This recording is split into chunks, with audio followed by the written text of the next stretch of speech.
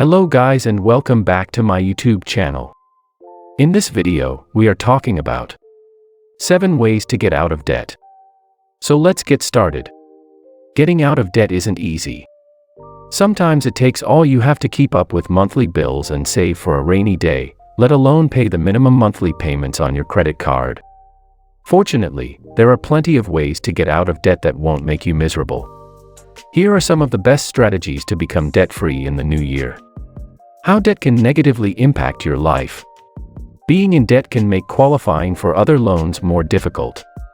For example, if you want to buy a house, most lenders require that you have a debt-to-income (DTI) ratio of 43% or less, including future mortgage payments. The DTI ratio is calculated by adding up your current monthly debt payments and dividing them by your monthly gross income. Let's say you have a $300 student loan payment, a $500 auto loan payment, and a $200 minimum credit card payment.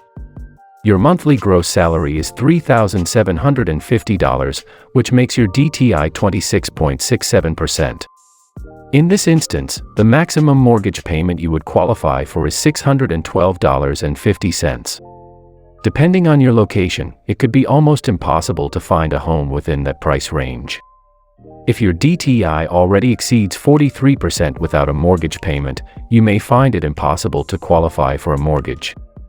Having too much debt can also make it harder to save for retirement, your child's college education, or other goals. Additionally, if you work in law enforcement, financial services, or the military, your employer may conduct a credit check when you apply. You may be rejected if you have too much debt because a vulnerable financial situation puts you at a statistically higher risk for accepting bribes. Organize all of your debt and bills. Before you can devise a debt paydown strategy, you should compile a list of all of your current bills and loans. Go through your bank and credit card statements for the past 6 months and write down all the recurring loans, bills, and other fixed expenses.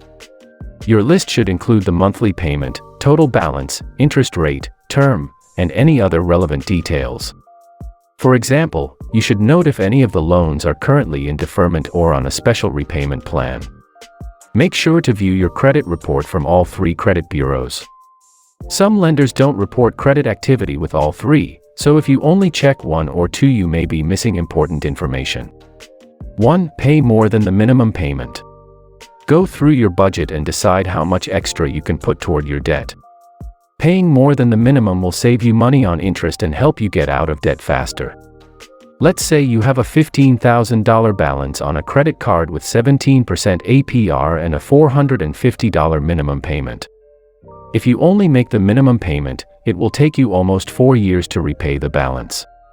You'll pay about $5,500 in total interest. If you paid $550 a month, or $100 more than the minimum, you could repay the debt in less than 3 years and pay only $4,100 in total interest. To learn more, try using a credit card payoff calculator. 2. Try the debt snowball. If you're paying more than the minimum payment, you can also try the debt snowball method for debt reduction. This debt repayment method asks you to make the minimum payment on all your debts except for the smallest one, which you'll pay as much as you can toward. By snowballing payments toward your smallest debt, you'll eliminate it quickly and move on to the next smallest debt while paying minimum payments on the rest.